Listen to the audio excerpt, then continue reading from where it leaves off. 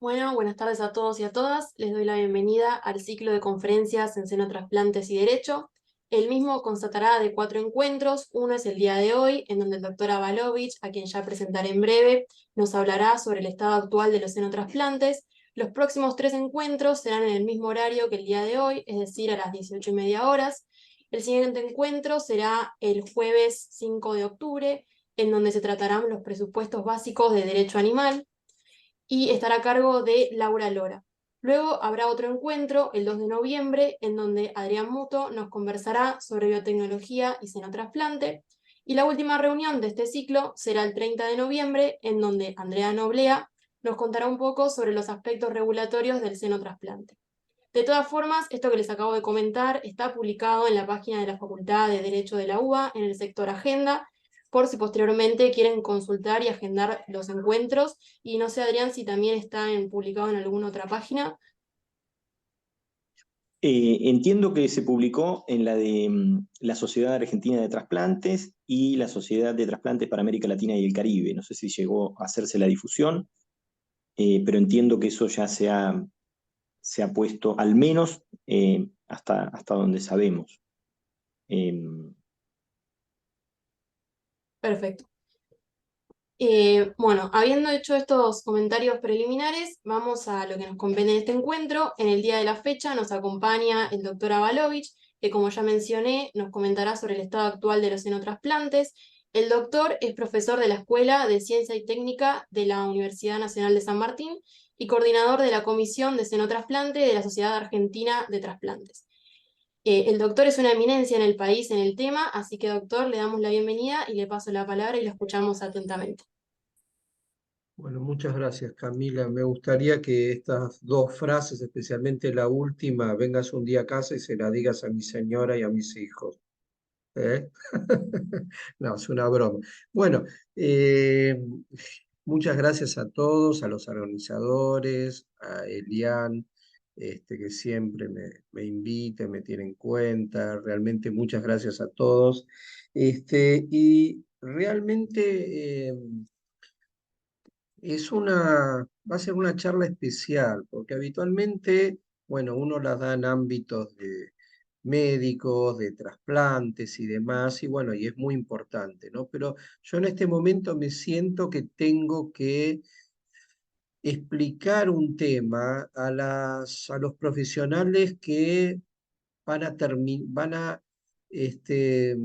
realizar la segunda etapa del desarrollo del xenotrasplante, que es todo lo referente a la parte legal, a la parte regulatoria, a la parte bioética. Entonces, para mí es un compromiso muy, muy grande poder transmitirle estos regulares conocimientos que uno fue teniendo a lo largo del tiempo, pero bueno, con la importancia que sé que tiene el hecho de que ustedes van a tener que terminar la tarea que la biología y que la medicina empezó. Así que bueno, muchas gracias y bueno, la siguiente, por favor, Elian. Esto es muy interesante porque en el año a principios del siglo XX, un premio Nobel de Medicina, Alexis Carrel, una persona brillante que fue el padre de la cirugía vascular, el padre de alguna manera también de los trasplantes de órganos, él desarrolló lo que es la unión de las arterias y de las venas. Él ya, fíjense lo que es una mente interesante, ¿no? Brillante, porque él ya veía que el futuro del trasplante iba a estar en el xenotrasplante, es decir, en los órganos de animales, y ya hablaba de los cerdos. La siguiente, por favor, Elian. Fíjense que Carrel decía esto en 1907, a pesar de no conocer los problemas que posteriormente iban a aparecer con el alotrasplante. El alotrasplante es el trasplante de humano a humano, ¿sí? Y los problemas que aparecieron, pero muchos años después, porque el alotrasplante aparece, se empieza a desarrollar en décadas del 60, 70, cobra una importancia muy importante en la década del 80, 90, con la aparición de los inmunosupresores. Y el hombre ya avisoraba a Carrel el problema que iba a ocurrir, que es esto que ustedes están viendo en este momento en este gráfico. Nosotros vemos que la curva gris es la cantidad, esto es en Estados Unidos, pero no tiene importancia porque este problema lamentablemente se replica en todo el mundo. Y en gris vemos la cantidad de pacientes que necesitan un órgano, que están en lista de espera, y que es completamente diferente a la cantidad de trasplantes que se realizan. Es decir, que esta brecha significa que personas esperan durante años y años de un órgano y la mayoría de ellas mueren esperando ese órgano, las que no pueden lamentablemente recibir un trasplante. Por lo tanto, aparece el tema del xenotrasplante. ¿Qué es por definición el xenotrasplante? Hay definiciones muy complejas, pero básicamente el xenotrasplante es el trasplante de un órgano, de un animal a un humano. Xenotrasplante un poco lo podemos generalizar diciendo que es el trasplante de una especie a otra diferente, pero a nosotros ¿qué nos importa? Nos importa poder resolver este problema que estamos viendo en el gráfico en este momento, que es la escasez de órganos humanos, porque en realidad hay que esperar que una persona muera o que haya un donante vivo para que pueda realizarse un trasplante. Y sabemos que donante vivo puede haber de riñón, pero por ejemplo no puede haber un donante vivo cardíaco. Entonces, se están buscando formas de resolver este problema de la escasez de órganos, y uno es el xenotrasplante, la utilización de órganos de animal para el ser humano. La siguiente, Lian, por favor. Este xenotrasplante, una de las ventajas es una ilimitada provisión de órganos, lo que hablamos recién. Ante la escasez de órganos humanos, yo podría crear una cantidad de cerdos, no digo que ilimitada, pero sí podría tener una cantidad muy importante de cerdos, y estos órganos servirían para los seres humanos. Por otra parte, es muy importante que la cirugía de trasplante sería diferente a la que se realiza hoy, que hay un donante en muerte cerebral, se pone en funcionamiento todo un mecanismo para terminar en un trasplante, pero bueno, se realiza a veces no las condiciones ideales, el paciente muchas veces el donante tampoco está en las condiciones ideales. Acá sería una cirugía electiva, nosotros podríamos decidir en qué momento se va a realizar, internar al potencial receptor, también tener a los cerdos en las mejores condiciones, sin isquemia. Isquemia es la falta de sangre, y en buenas condiciones, que muchas veces el paciente en muerte cerebral no están en las condiciones ideales. Por eso acá el tercer punto sería evitar los efectos de la muerte cerebral.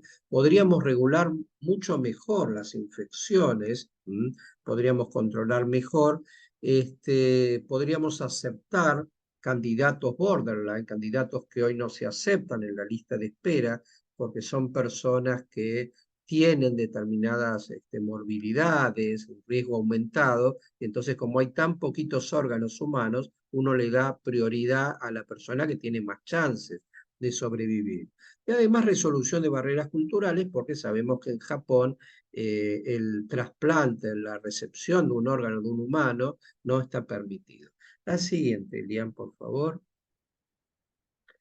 Bueno, y además el xenotrasplante tiene una ventaja enorme, que es la siguiente. Yo puedo tomar una célula somática de un cerdo, puedo realizar modificaciones en los genes de esta célula de cerdo, puedo formar un embrión, puedo transferir ese embrión a un cerdo hembra, y este cerdo va a originar, va a tener cría, y las crías van a nacer con las modificaciones genéticas que yo le realicé a la primer célula, a la primer célula.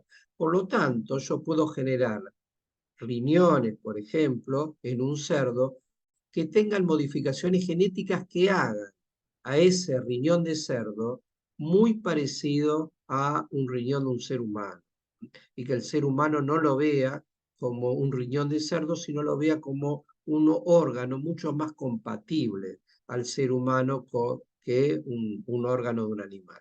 La siguiente, Lian, por favor. Bueno, y el candidato ideal para el xenotrasplante es este cerdito. Yo cuando pongo esta foto, bueno, ahora están muteados ustedes, pero cuando no están muteados se escucha en el fondo un ah, porque la verdad es un animal hermoso el cerdo, ¿no? La verdad, a veces pasa una frase, el que le gustaba mucho los cerdos era a Winston Churchill, y él decía, con ironía, con la ironía que lo caracterizaba, que él prefería los cerdos porque los gatos nos miraban desde arriba, los perros nos miraban desde abajo, pero el cerdo nos miraba de igual a igual, ¿no? Y con esa ironía Churchill destacaba el cerdo, que realmente es un animal encantador. La siguiente, por favor. Entonces, ¿y por qué el cerdo es el candidato ideal? Por un lado, es muy fácil de criar el cerdo. Se conoce cómo generar cerdos en condiciones DPF. ¿Qué es DPF? Bueno, en inglés es Designated Pathogen Free, que es cerdos libres de gérmenes patógenos para el ser humano. Eso es muy importante porque realmente una de las condiciones básicas es que el animal no genere una enfermedad en el humano.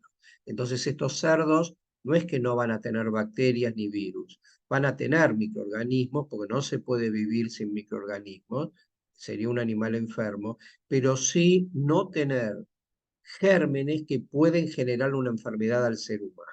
Eso es designated pathogen free, libres de gérmenes patógenos para el ser humano. Otra ventaja del cerdo que no tiene como el humano o el mono 1 o 2 crías por parición, sino que tiene 10 a 13 crías. Es decir, imagínense que una cerda, el tiempo de gestación es 3 meses, 3 semanas y 3 días de un cerdo. Imagínense que a los 3 meses, 3 semanas y 3 días yo tengo 13 crías. Lo multiplico por 2, yo puedo sacar de la diálisis con un solo cerdo hembra a 26 pacientes que están sufriendo, pues cada cerdo obviamente tiene 2 riñones. ¿Mm? Un cerdo puede sacar de diálisis a 26 personas, ¿no? Qué importante. Alcanza rápidamente la madurez, tiene una anatomía y una fisiología muy parecida al humano y no hay sociedades protectoras que protejan a los cerdos, ¿no? Realmente se faenan cientos de miles de cerdos todos los días en el mundo, así que realmente no hay objeciones éticas. Por supuesto que sí tiene que haber en el trato del animal. Obviamente que el cuidado de evitar que el animal sufra, sin duda, tiene que estar no solamente aquí en trasplante, sino también cuando se lo utiliza con un fin alimenticio. La siguiente, Lian, por favor. Pero ¿qué pasa? No todo es color de rosa en el en el xenotrasplante. Si yo trasplanto, fíjense un riñón, está en la foto. Si yo este riñón lo implanto a un mono, que fue la experiencia, Pig to Baboon, kidney, en 5 minutos hay un rechazo hiperagudo. Lo rechaza inmediatamente. Y si lo coloco en un humano pasa exactamente lo mismo. Estamos hablando cerdos sin modificaciones genéticas, es decir, yo saco un cerdito de un riñón de un cerdo del frigorífico que no tiene modificaciones genéticas, lo implanto a un mono, a los 5 minutos ese riñón no sirve. O sea que esto generó, en la década del 90 especialmente, mucho pesimismo en la gente que desarrollaba y que investigaba en xenotrasplante. De hecho, hay una empresa muy grande que fue la empresa que descubrió, bueno, la ciclosporina la descubrió Sandoz, pero bueno, después Novartis, continuó y Novartis ya había generado en Argentina, en Pilar, un facility para cerdos, para xenotrasplantes. Y en la medida en que aparecieron, se demostró el rechazo hiperagudo y empezaron a aparecer el tema del retrovirus porcino, que después vamos a hablar, abandonó el proyecto. Pero fíjense cómo en la década del 90 había un gran entusiasmo por esto, ¿no? Que se vio 30 años después. Fíjense lo que es a veces la medicina, lo que son los cambios, ¿no? Los anticuerpos monoclonales que empiezan con Milstein llegan al mostrador, por así decirlo, muchos años después. Y lo mismo pasó con el xenotrasplante. Elian, por favor, la siguiente. ¿Y por qué hay un rechazo a los 5 minutos? Porque hay anticuerpos preformados. ¿Los anticuerpos qué son? Son proteínas, son nuestros soldados que cuando entra una sustancia extraña, ingresa un antígeno, estos anticuerpos van a atacarlos. Acá tenemos estos soldaditos ya formados, son anticuerpos preformados, y cuando ven una célula de cerdo, la atacan inmediatamente. Ustedes me pueden decir por qué estaban estos soldados ya formados. Bueno, porque la superficie de las células de cerdo son muy parecidas a las superficies, por ejemplo, de bacterias. Entonces, cuando nosotros en los primeros años de vida nos ingresan bacterias con los alimentos, muchas veces generamos anticuerpos contra esas bacterias que después son los mismos anticuerpos, son los mismos soldaditos que van a atacar a las células de cerdo. La siguiente, Lian, por favor. Bueno, y estos soldaditos atacan a determinados antígenos, que son sustancias extrañas, que están en las superficies la superficie de las células de cerdo, y se destaca la primera, el primer antígeno, el más importante que nosotros rechazamos, los humanos, es la galactosa alfa 1,3 galactosa. Eso no tiene importancia. Sigamos, por favor. Elian, la siguiente. Bueno, pero ¿qué pasa si no hubiese, si la ciencia no avanzaría, si la biología no avanzaría, nos hubiésemos quedado con rechazo hiperagudo y en este momento no habría ningún ciclo de conferencias de xenotrasplante? Afortunadamente, en el año 2020 se coronó una investigación de dos personas de distintos países, de Estados Unidos y de Francia, que describieron un método muy interesante, que es el CRISPR-Cas9, que permitió modificar genéticamente a los seres vivos y que permite de una manera muy rápida, muy fácil y muy económica. Lo que tardaba antes años, ahora tarda meses. Entonces se generó a partir del año 2015 un antes y un después en la biología molecular. La siguiente, Lian, por favor. Entonces, ¿qué puedo hacer yo sobre los genes del cerdo? A ver, perdón que a lo mejor tendría que haber aclarado, pero bueno, el gen es una parte del ADN. Ustedes saben que toda la información genética que tenemos los seres vivos se encuentra en el ADN, el ácido desoxirribonucleico. Ese ADN tiene porciones que tienen la información para formar determinada proteína y esa porción del ADN se llama gen. Entonces, lo que yo puedo hacer sobre esa célula de cerdo y después generar un cerdo y modificar los genes de esos cerdos y hacerlos más parecidos al ser humano, es por un lado sacar, hacer un knockout, derribar. El knockout en el boxeo es derribar, al contrario. Entonces yo puedo derribar los antígenos, las sustancias extrañas que tiene el cerdo, y entonces generar que no las tenga, y entonces va a ser mucho más parecido a nosotros. Pero además yo puedo hacer un knock-in, le puedo agregar porciones de ADN que tenemos los humanos y que no tienen los cerdos, y de esta manera, con este knock-in, yo le estoy agregando genes que van a regular, que van a facilitar determinados procesos en ese órgano de cerdo, como puede ser la coagulación o como puede ser la reacción inmunológica. Yo puedo bajar la reacción inmunológica agregando genes que tenemos los humanos, pero que los cerdos no tienen, pero yo se los agrego para que estos cerdos modificados genéticamente sí los tengan. Bueno, después cualquier cosita, si no entendieron este concepto de knockout y knock-in, lo volvemos a ver, no hay ningún problema. Elian, la siguiente, por favor.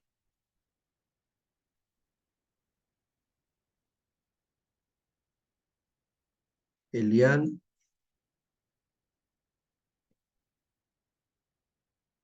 A veces se tildan un poco las diapositivas. Elian, ¿podemos pasar la diapositiva?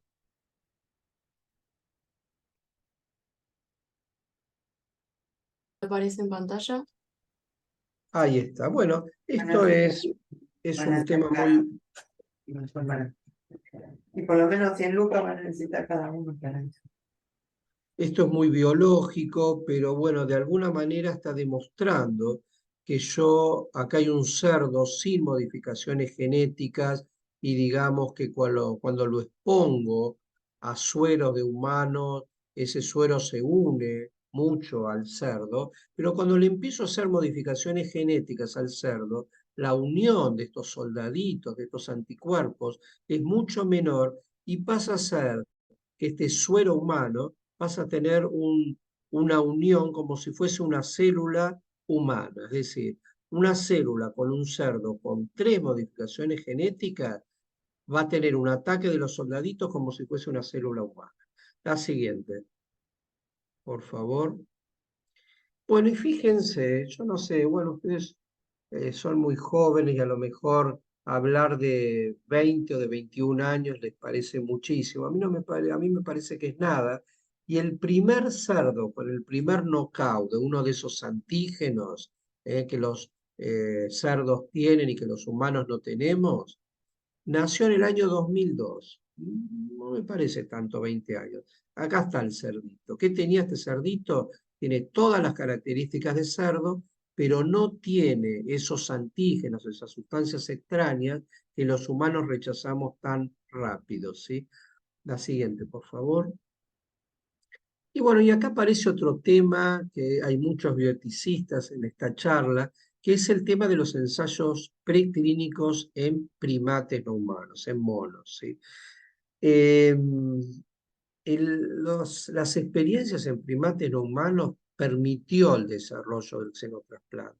Se empezó a conocer cuáles eran las modificaciones genéticas que había que hacer, cuáles eran las mejores sustancias inmunosupresoras. La siguiente, por favor. Y empezaron a haber resultados. Fíjense, hasta el año 2015, los resultados en modelos de xenotrasplante, de riñón de cerdo a primates, eran bajísimos los resultados. Pero fíjense a partir de las modificaciones genéticas, cómo empezó a aumentar la sobrevida de los monos. La siguiente, por favor. Lo mismo pasaba con el corazón, con un modelo de corazón de cerdo a primates. A partir de más o menos del año 2014-2015, los cambios fueron muy importantes. La siguiente, por favor. Y aparece no hace mucho, en el año 2021, un cirujano brillante de la Universidad Langone de Nueva York, Robert Montgomery, que tiene una historia muy importante en Argentina, pues este hombre padecía de un problema cardíaco de nacimiento y vino acá a escalar a Argentina y hace un paro cardíaco. Lo sacan, está internado, después vuelve a Estados Unidos y le hacen un trasplante cardíaco, de humano a humano, ¿no? Un alotrasplante. Pero este hombre, ¿qué es lo que hizo? La siguiente, por favor. Robert Montgomery consigue la aprobación de su universidad, de su hospital en Nueva York, para utilizar un riñón de cerdo con una sola modificación genética, como el cerdito que vimos antes, que tenía el knockout de esa galactosa, alfa 1,3 galactosa, y la coloca en pacientes que estaban en muerte cerebral. Ahí es otro tema para la bioética, con el consentimiento, por supuesto, de la familia, que acepta un paciente en muerte cerebral, creo que este paciente había tenido un accidente cerebrovascular, y que acepta por 72 horas que este hombre, que ya su cerebro no funcionaba, pero funcionaban sí el resto de los órganos, recibir un riñón de cerdo y poder que se pueda estudiar. Y este riñón demostró que producía orina por 72 horas y que no había ningún signo de rechazo. La siguiente, por favor. Fíjense la diferencia entre el riñón rechazado a los 5 minutos y este riñón que a las 54 horas estaba perfectamente bien, sin signos de rechazo y produciendo orina. Comparemos un riñón rechazado en un cerdo sin modificaciones genéticas y un riñón no rechazado a las 54 horas provenientes de un cerdo con una sola modificación genética. La siguiente, por favor. Bueno, él lo publica en una revista muy importante de medicina, New England Journal of Medicine. La siguiente. Pues a mí, trasplanta corazón de cerdo a personas. Me pareció gracioso este diario de este, este titular del Tiempo de Bogotá, la siguiente, que es lo que hablan de una experiencia que se hace a los pocos meses del anterior que les hablé de Montgomery en Nueva York, y esta se da en Maryland, en Estados Unidos, el 7 de enero del 2022. Se da a los 3-4 meses del anterior, que en este caso, Muhammad Moyuddin trasplanta un corazón de cerdo con 10 modificaciones genéticas, 10 modificaciones genéticas con algunos knockout, genes que se derribaron y con algunos knock-in, genes humanos que se agregaron al cerdo, en un paciente que no estaba en muerte cerebral. Este paciente del 7 de enero del 2022 era un paciente que por diversas causas ya le era imposible recibir un órgano humano y entonces acepta recibir un corazón de cerdo. La siguiente. David Bennett, una persona, bueno, además de que estaba en muy mal estado, fue una persona muy valiente y dejó muchas enseñanzas a la medicina. Este hombre vivió con un corazón de cerdo durante 2 meses, después fallece, pero realmente hoy por hoy hay muchas hipótesis por las cuales este hombre falleció, pero si nosotros nos adentramos a la historia de la medicina, el primer trasplante cardíaco de humano a humano, que como ustedes los más grandes sabemos, fue en Sudáfrica en el año 67 por Christian Barnard, el paciente no vivió mucho tiempo, no sé si vivió 7 o 10 días. Este hombre vivió 2 meses con un corazón de cerdo y si se hubiesen evitado algunas cosas que después se aprendieron que hubiesen podido ser evitadas, este hombre a lo mejor podía seguir viviendo. La siguiente, por favor. Acá es un breve pantallazo de los 8 trasplantes, los 8 xenotrasplantes que se hicieron hasta ahora en el mundo. Uno es el que les dije recién en Maryland, un paciente vivo que la FDA lo aprueba como una terapia compasiva porque no tenía otra opción el paciente terapéutica, pero como un caso único, no como un ensayo clínico que se aceptan varios pacientes, sino que fue un caso puntual. Y el resto de las experiencias de Montgomery, que ya lleva 3, en Nueva York, el compañero de Montgomery, que es cirujano cardiovascular, ya lleva 2 de corazón, y la doctora Luke, que lleva en Alabama 2 pacientes trasplantados, pero fíjense que todos son en muerte cerebral. Ahora lo impresionante que salió hace muy poquito en los diarios es la experiencia de Montgomery, que no dejó 54 horas el riñón en un paciente de muerte cerebral, sino que lo está prolongando y primero publica los 32 días y ahora sabemos que lleva 10 días más el paciente en muerte cerebral. La idea y el permiso del Comité de Bioética es prolongarlo hasta los 2 meses.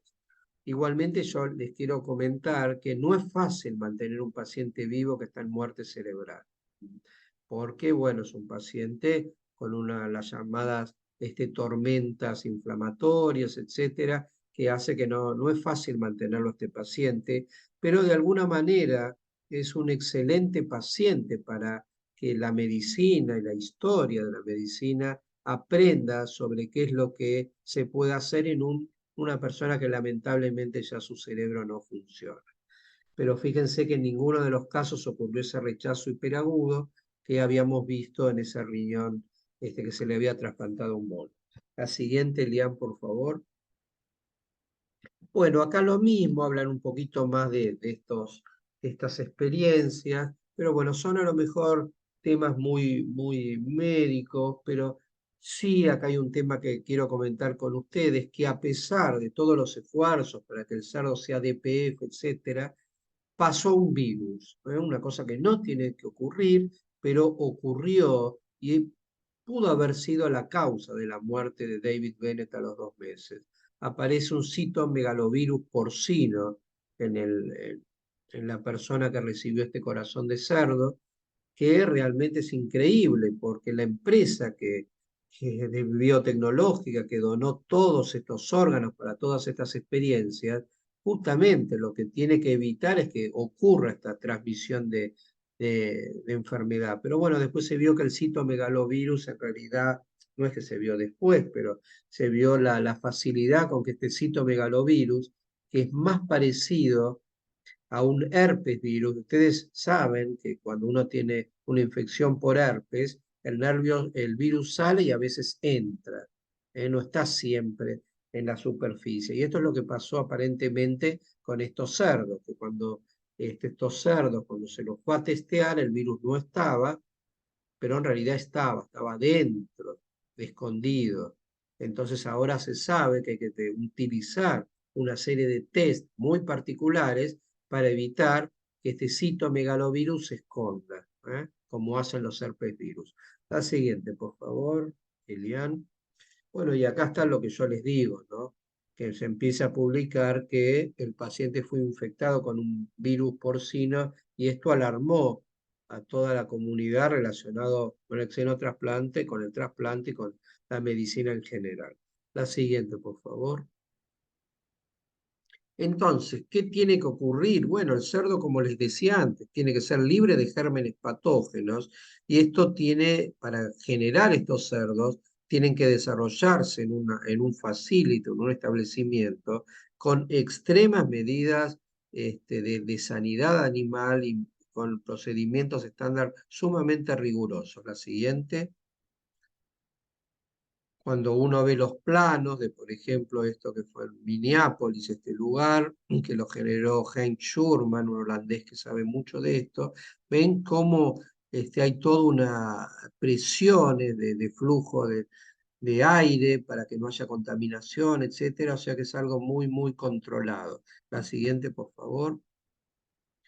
Bueno, entonces ya se sabía que cuando un mono se contagiaba de citomegalovirus porcino, era menor la sobrevida y esto pudo haber sido lo que generó la muerte de David Bennett. La siguiente. Y empezaron a aparecer nuevos métodos diagnósticos para hacer más efectiva la determinación. La siguiente.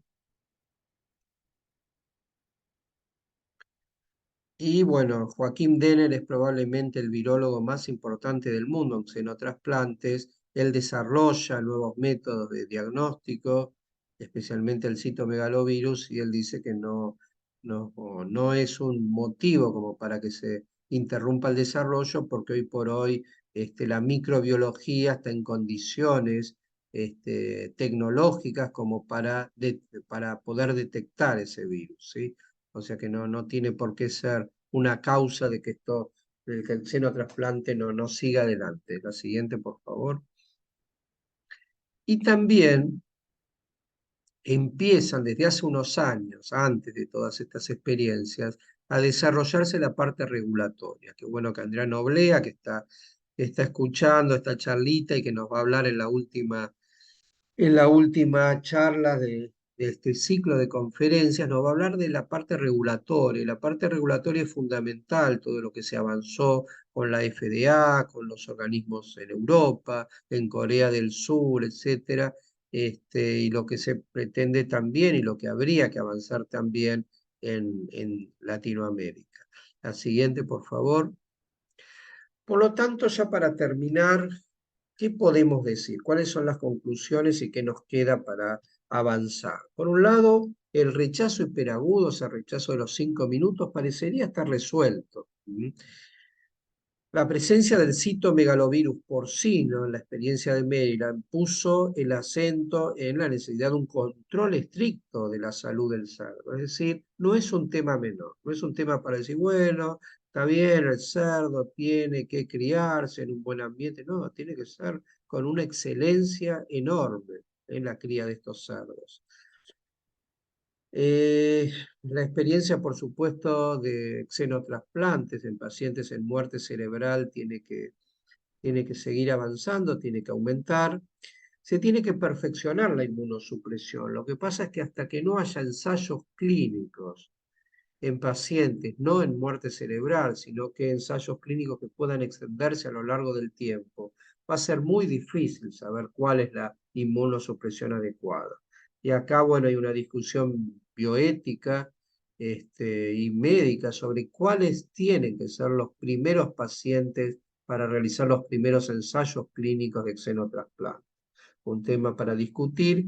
Y por otra parte, tiene que haber nuestros países una completa regulación. Si nosotros el día de mañana pensamos que el xenotrasplante pueda llegar a nuestros países en Latinoamérica. La siguiente, Lian. Bueno, me queda nada más que agradecerles. Estas fotos son pioneros en xenotrasplante, así que bueno, un poco el homenaje a ellos y agradecerles a ustedes, ¿sí? Y desear y pedirles que por favor continúen este trabajo de xenotrasplante desde otra óptica, desde otro lugar, pero que es tan importante como el avance biológico y médico. Muchísimas gracias.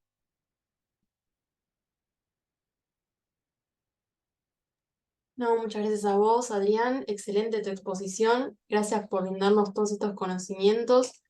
Entiendo que algunas cosas eran particulares del ámbito médico, pero sacando eso se entendió todo, así que excelente. Si te parece, Gracias, Camila. Sí, no sé sí. si hay alguna pregunta, alguien me quiere hacer una consulta.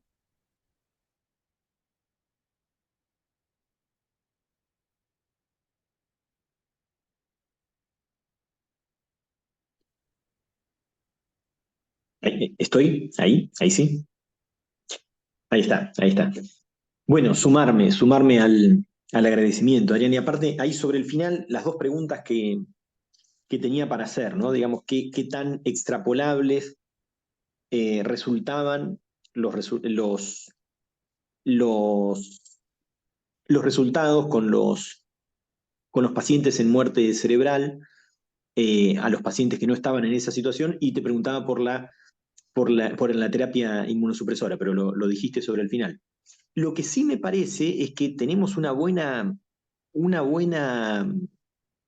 pista para empezar, porque nuestra ley, al prever la posibilidad de donar los órganos para después de la muerte, tanto con fines terapéuticos como fines de investigación, creo que tenemos ahí una puerta para empezar a trabajar. Y lo que te quería preguntar era, y a Tere también, a ver qué tan ético resulta esto. Me da un poco de vergüenza decirlo porque esto va a quedar grabado, pero ¿sería una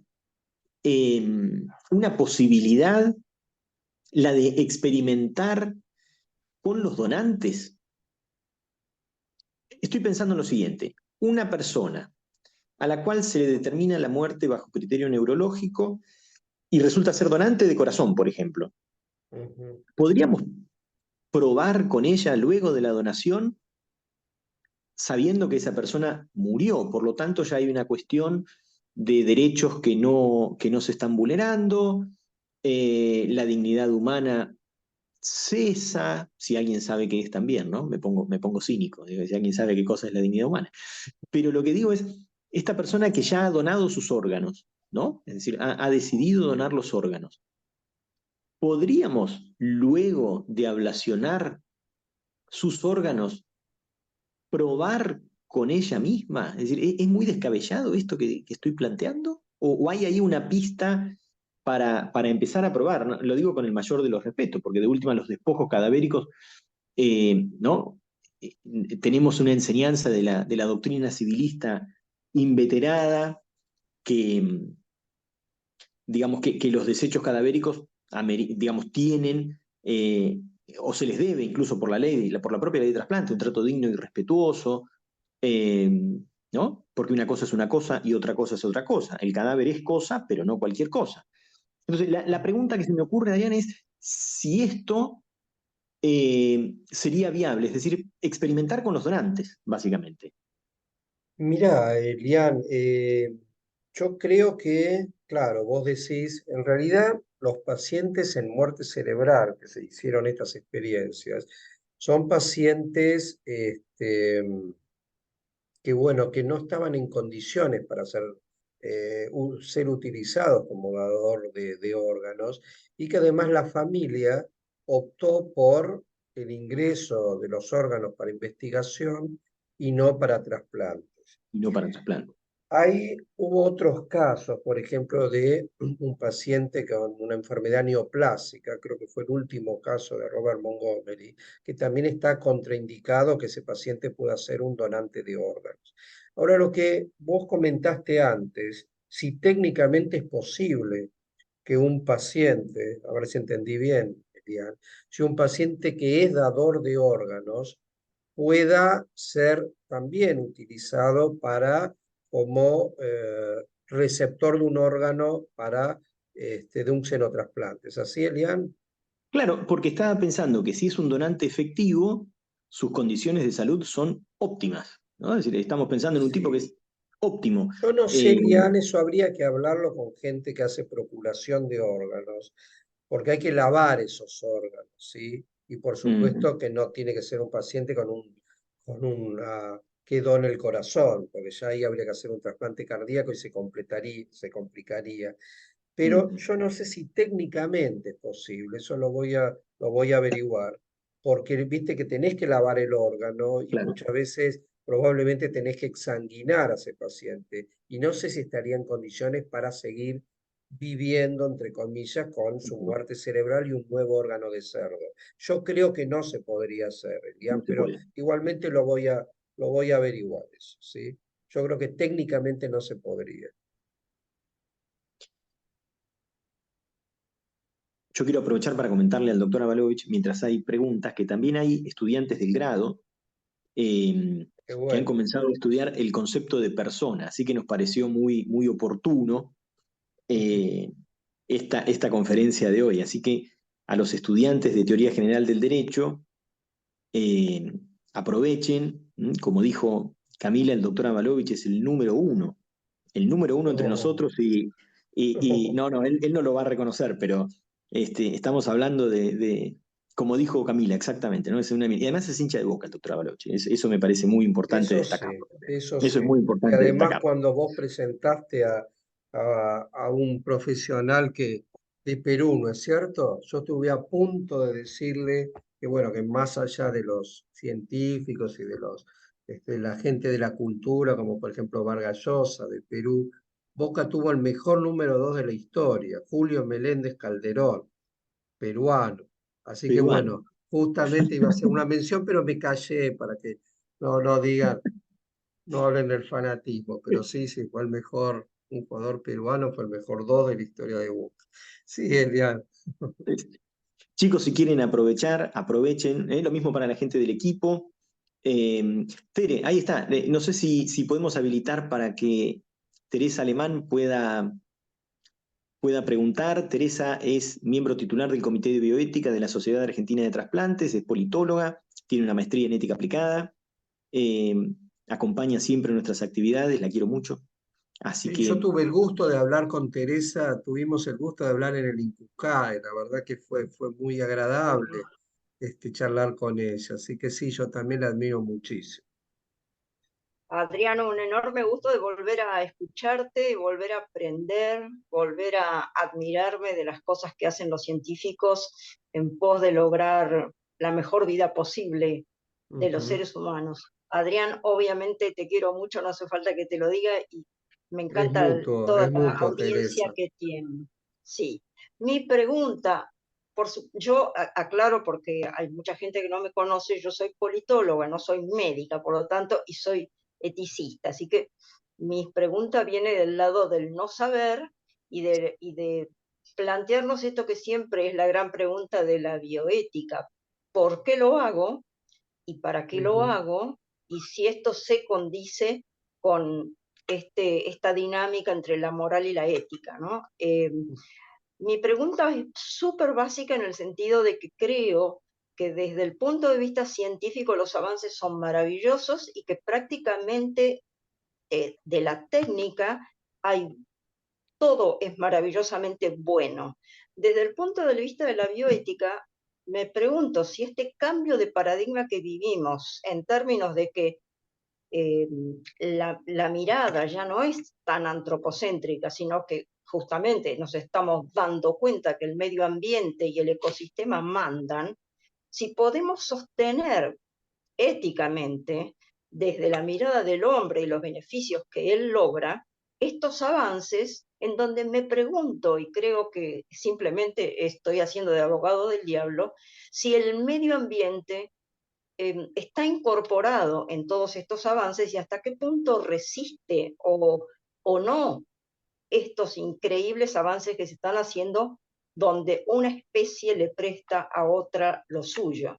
Y la segunda pregunta, para dejar lugar a mis dudas bien primarias, es este asunto del fenotipo, que es una palabra linda, pero que me cuesta técnicamente entenderla bien, pero entiendo que lo que supone el fenotipo es que el individuo que ha sido intervenido se siga pareciendo a su especie.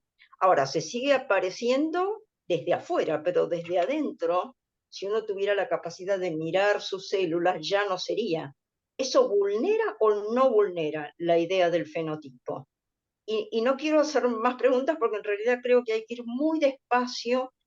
Eh, Tanto hemos hablado de esto que realmente, bueno, creo que tenemos que ir de hito en hito, ¿no es cierto? Y muchas gracias por todo. Bueno, muchas gracias, Teresa. El tema es un tema realmente complejo, ¿no? Lo que planteas. Hoy por hoy, bueno, la cantidad de animales que se faenan por alimentación, ¿no? Uno se podría plantear, bueno, Teresa, si se está matando en el mundo, se están faenando cientos de miles de cerdos para alimentación y vacas y demás, bueno, ¿por qué no utilizarlos con otro fin, con el fin sanitario, ¿no?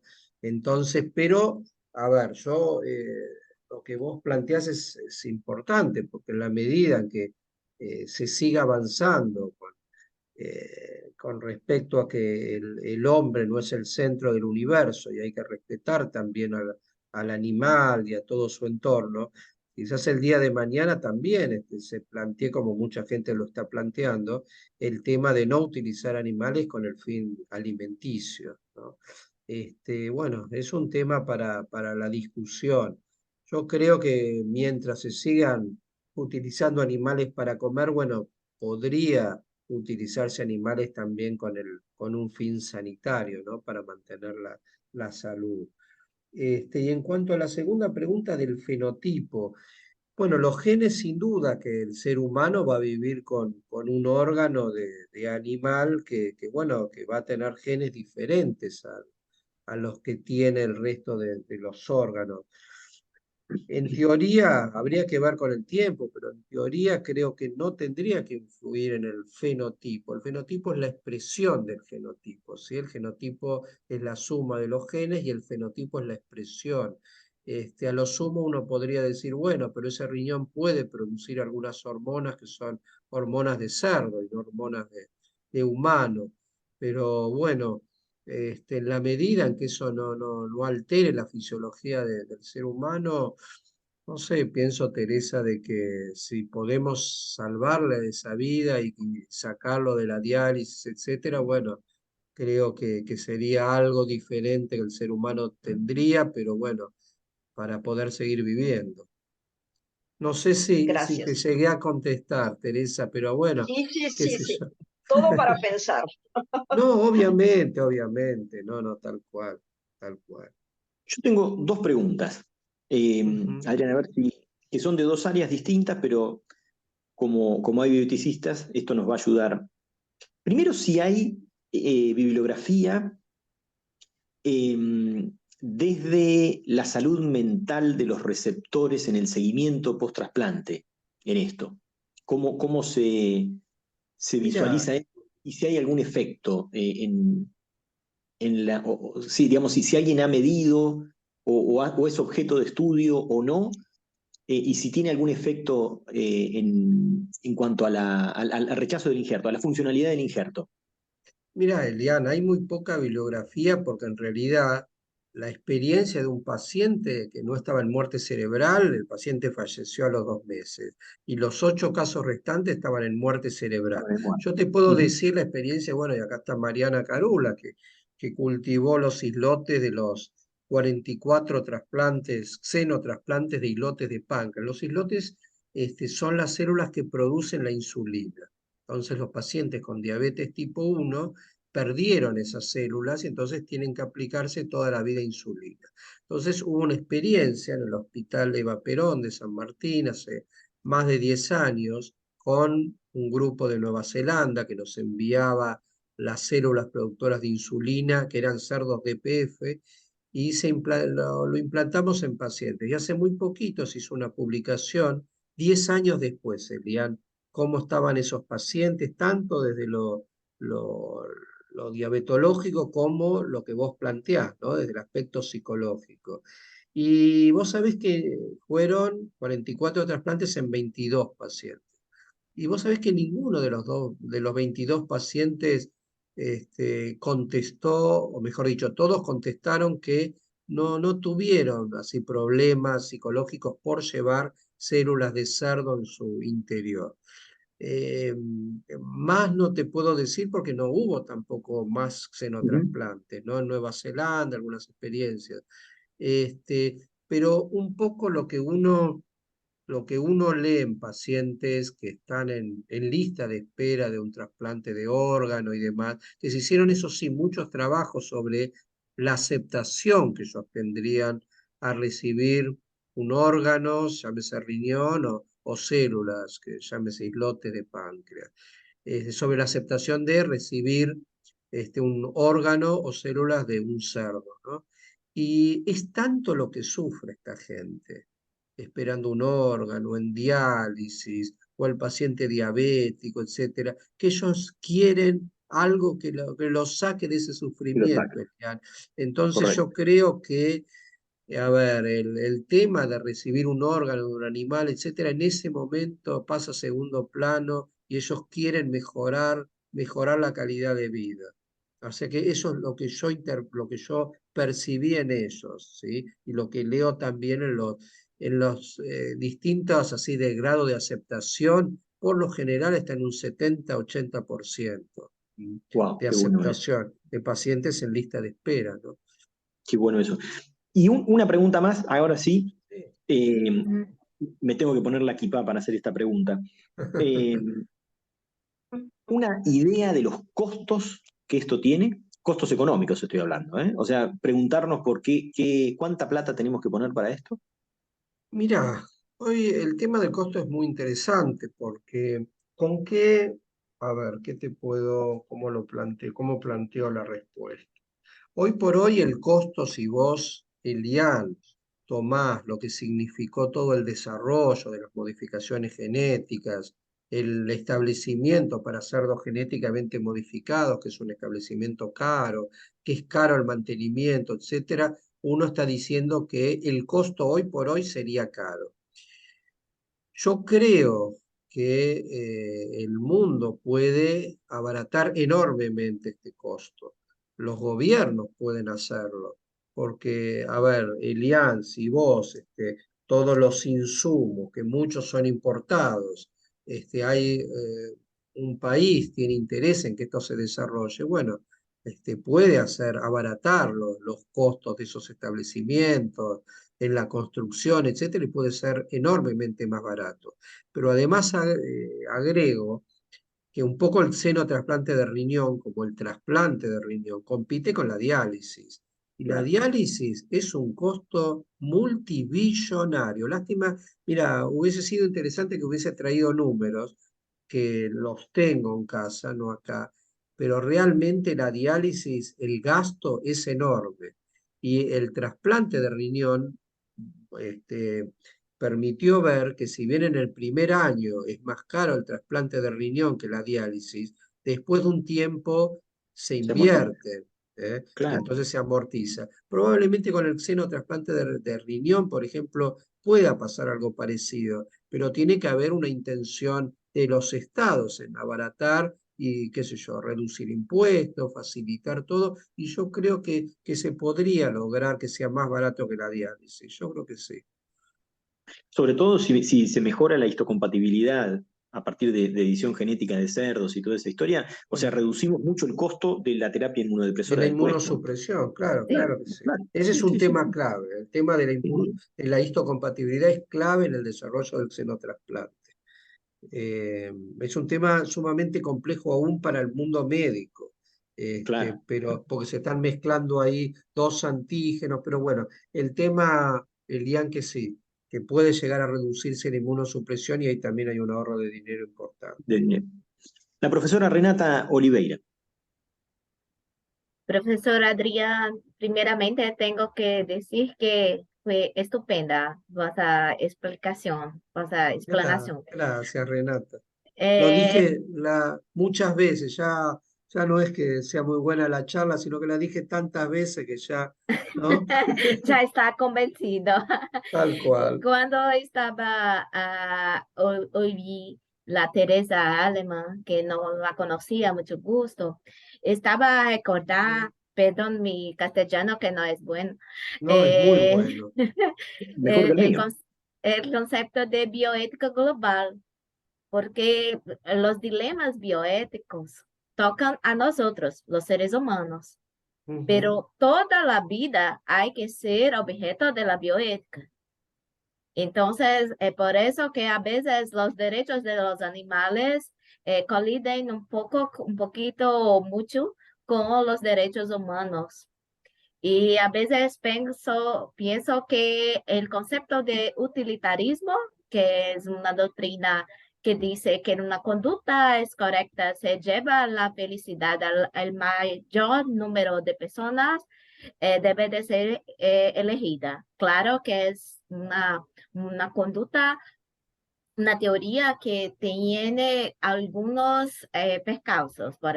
Por ejemplo, fue utilizada para hacer los experimentos de seres humanos durante la Alemania nazista.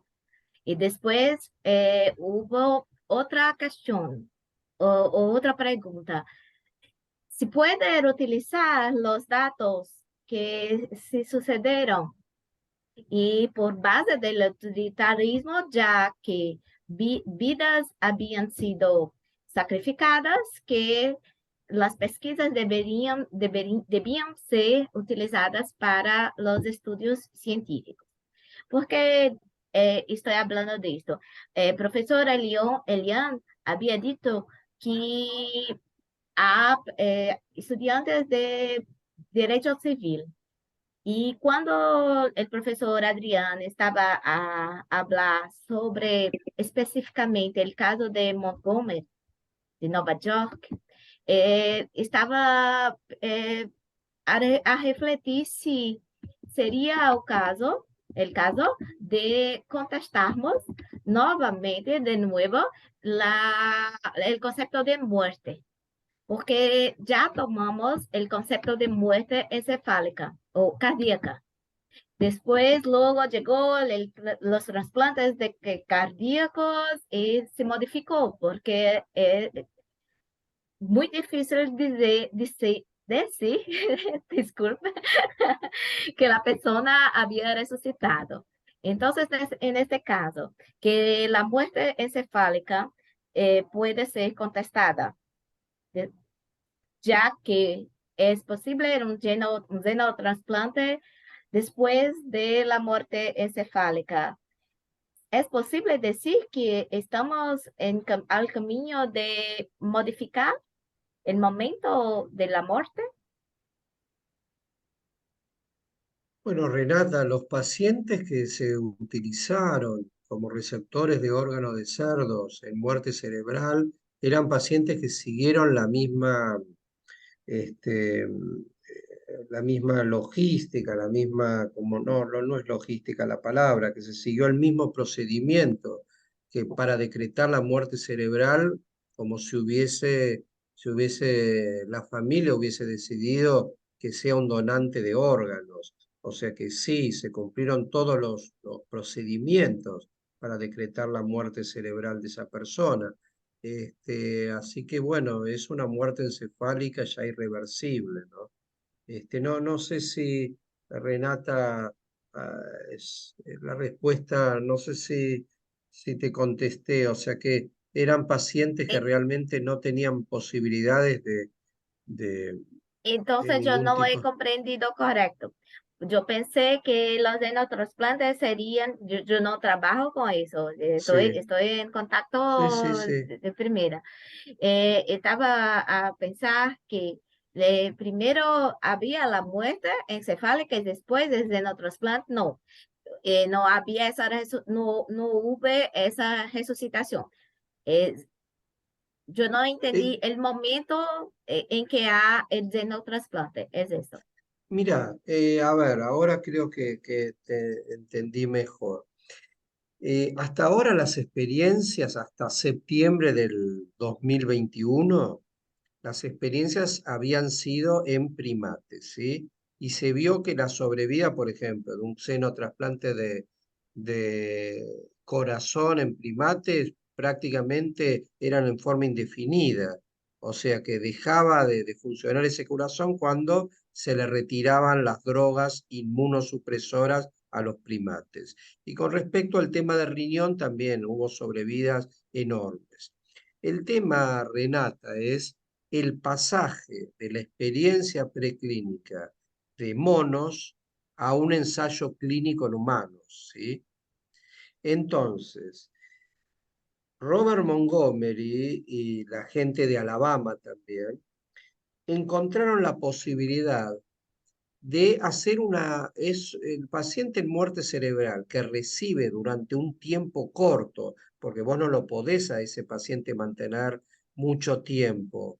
Un paciente en muerte cerebral termina, después de un tiempo, termina dejando de funcionar los órganos también, ¿sí? El corazón, etcétera. Entonces, se hizo una forma, no sé si llamarla mixta, pero intermedia, vamos a poner, entre la experiencia en los primates y el ensayo clínico en pacientes humanos con el cerebro funcionando.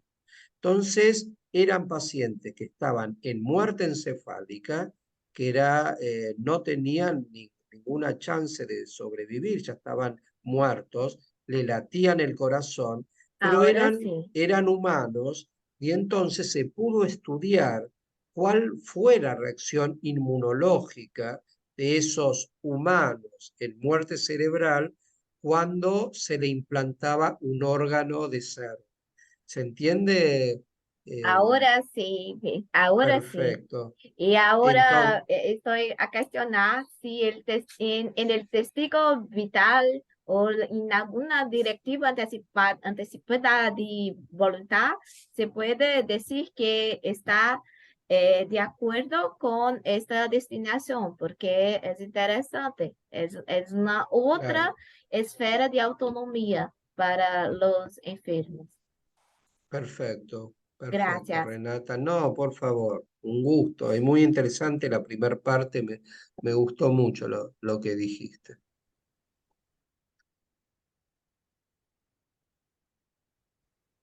Ahí Andrea tiene una pregunta, a ver si puede hablar. Hola, buenas noches. Buenas noches, Andrea. ¿Cómo le va, doctor? Mi nombre es Andrea, soy estudiante de Teoría General del Derecho con el profesor Encantado, Elian. Andrea.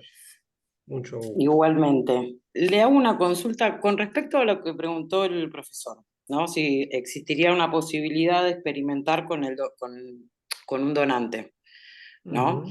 Para que eso suceda, ¿se necesitaría, o sea, bastaría solo con la autorización de la familia o ahí ya entraríamos en un tema legal un poquito más profundo? Bueno, mira, Andrea, hasta ahora la utilización de pacientes como receptores de pacientes en muerte cerebral nunca ocurrió. ¿M? Por eso es que, bueno, desde el INCUCAI hubo una iniciativa de formar una comisión de xenotrasplante, que bueno, que tengo el honor de formar parte, todavía no se puso en funcionamiento efectiva, pero sí están por salir las resoluciones con gente también de ANMAT, con gente de salud animal, de la Secretaría de Agricultura, Ganadería y Pesca, etc. Entonces, habría justamente uno de los grandes problemas a tratar son estos casos de pacientes en Ujú. muerte cerebral, como para que desde el punto de vista legal puedan ser receptores de órganos de xenotrasplante porcinos, pero con un fin de investigación nada más, que serían, ¿cuáles serían los candidatos? Varias veces lo discutimos con gente del Instituto de Trasplantes y Alta Complejidad, etcétera. Por ejemplo, Andrea, yo creo que un buen candidato Ujú. sería un paciente como el último que trasplantó Montgomery, que era un paciente que tenía un tumor, ¿no? Un cáncer, y que ese cáncer cerebral le generó que entre en muerte cerebral. Entonces, era un paciente que no podía ser dador de órganos porque tenía células cancerosas circulando por su organismo, pero estaba en muerte cerebral y la familia, dado que esta persona era una persona, de alguna manera es como un homenaje a una persona que ya falleció, que está en muerte cerebral, el que pueda, aún después de muerte cerebral, colaborar con la sociedad y ayudar a conocer más la biología de este trasplante, que pueda el día de mañana estos conocimientos en su cuerpo servir para que otras personas salven la vida.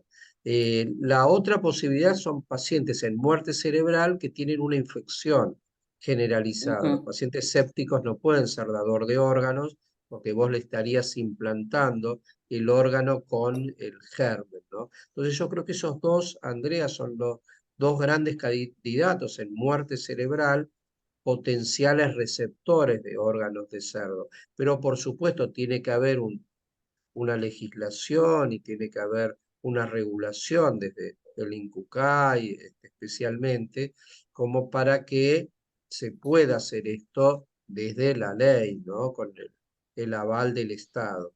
¿Mm? No sé, Andrea, si te contesté.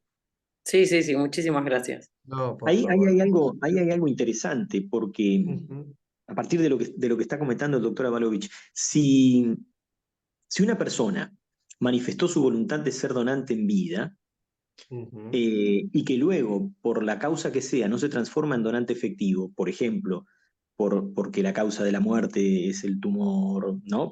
O porque ujú. presenta alguna infección, digamos que estaría bastante resuelto, ¿no? Incluso el tema, si el tipo ha decidido donar, o la persona, perdón, ha decidido donar, eh, porque otorgó el consentimiento en vida, por ahí sería cuestión de hacer una buena, eh, un buen formulario de consentimiento informado, ¿no? Que bien podría ser un anexo a la ley, eh, donde esto esté especialmente detallado, tomando lo que decía Renata, que me parece muy valedero, lo de incorporarlo en las directivas anticipadas, que eso lo tenemos en la Ley de Derechos del Paciente. Entonces, parece que ahí tenemos un mix legislativo que sin demasiadas modificaciones nos permitiría trabajar.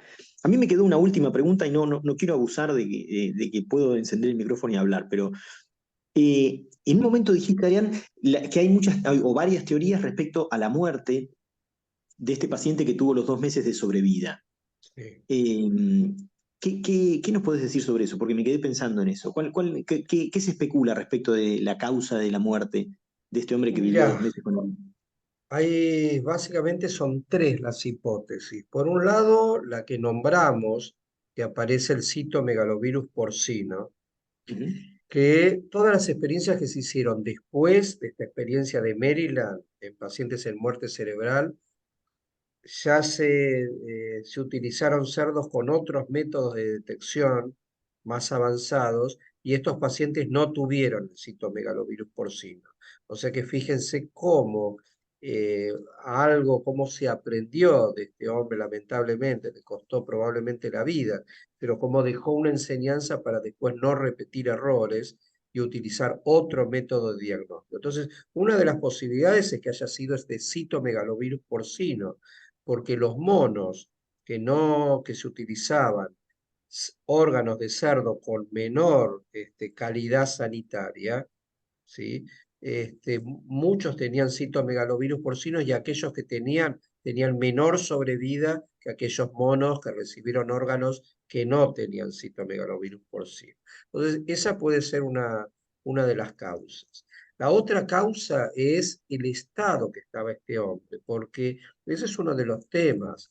Cuando el organismo regulatorio, en este caso la FDA, a vos te va a exigir, Elian, que vos ingreses pacientes que están en condiciones de última, el xenotrasplante va a tener malos resultados. Sí, lógico. No va a poder competir, o sea, va a presentar muy malos resultados porque gente que está prácticamente en pésimas condiciones de salud, como para Y soportar una inmunosupresión, un trasplante.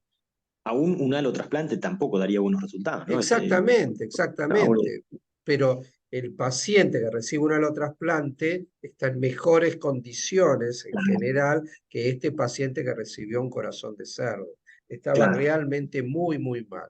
Y la tercera posibilidad es que en un momento, como se Y aún así pensaba que vivió 2 meses, ¿no? Aún así no, vivió dos vivió meses. 2 meses, y hubo dos cosas más. Uno, que en un momento se pensó que podía tener un rechazo inmunológico, y lo que se le dio es una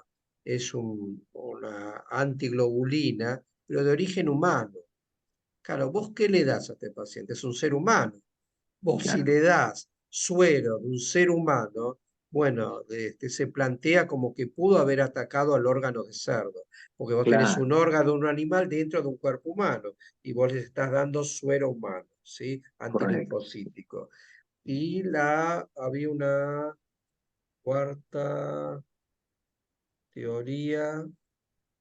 Esto último tiene asidero, ¿no? Tiene Es lógica, bastante pero lógico. bueno, un poco es la enseñanza que lamentablemente se hace sobre fracasos, ¿no? Y Correcto. así fue la historia de la medicina, lamentablemente.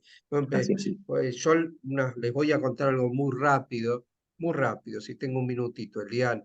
Sí, Una claro. vez hablé con la doctora Liliana Greenfeld, lamentablemente fallecida, que fue una de las hemodinamistas más importantes que hubo en Argentina, y se formó en la Cleveland Clinic con René Favaloro.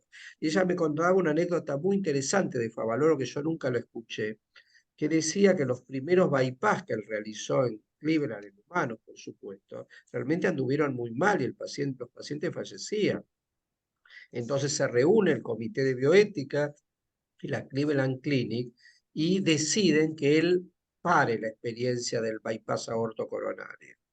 Le dejan un papelito a él en el cajonero, porque él al día siguiente ya tenía en lista otro paciente para hacer bypass. Entonces le pegan un cartelito en el cajonero, le dicen: doctor Favaloro, el comité de bioética ha decidido que usted momentáneamente pare su experiencia de bypass aortocoronario.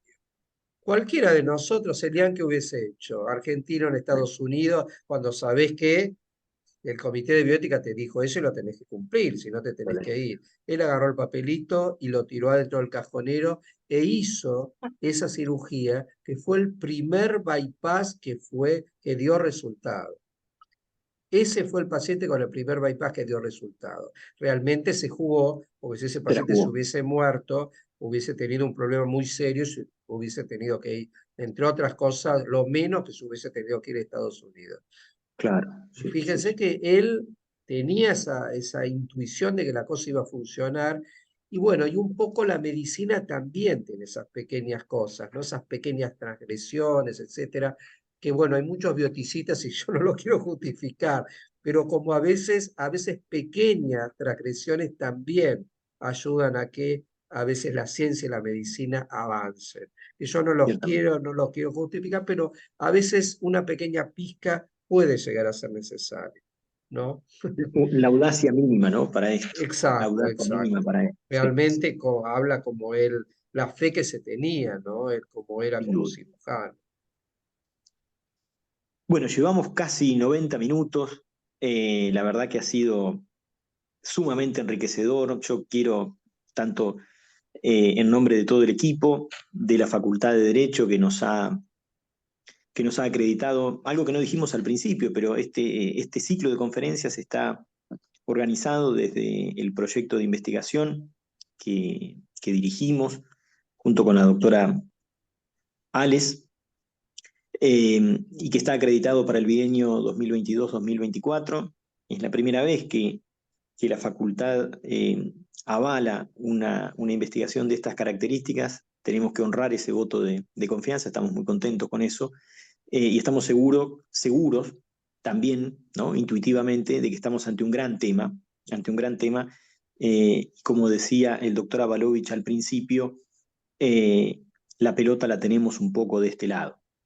Así que con esta gran enseñanza, como bien dijo la doctora Alemán, ¿no? Con esta gran enseñanza que nos llevamos ahora para pensar los aspectos regulatorios de esto, ¿no? Un poco en algún sentido nos toca hacernos cargo de lo que el imperativo tecnológico nos depara, ¿no? Y pareciera ser que el desembarco del imperativo tecnológico en la vida y en la salud humana es completamente impredecible, insospechado, eh, pero con más razón tenemos que estudiar. Entonces, aprovechar este tipo de espacios, agradecerle al doctor Avalovich de mi parte, y dejarle a Camila Cabral, que ha sido la moderadora estupenda de esta tarde, para el cierre. Bueno, como bien dijiste, Elian, agradecerle, doctor, por su exposición. Estuvo excelente. Y bueno, si no hay más preguntas, entonces damos por finalizado el encuentro de hoy. Pero recuerden que esta fue la primera reunión, restan otros 3 encuentros que componen el ciclo y las fechas las encuentran en la página de la facultad, en la parte de agenda y en las páginas que mencionó Elian, que creo que era la página de la Sociedad Argentina de Trasplantes, y no sé si había alguna más. Y bueno, esperamos verlos nuevamente en los próximos encuentros. Buenas noches a todos y a todas y que terminen bien su día. Muchas gracias a todos. Buenas noches.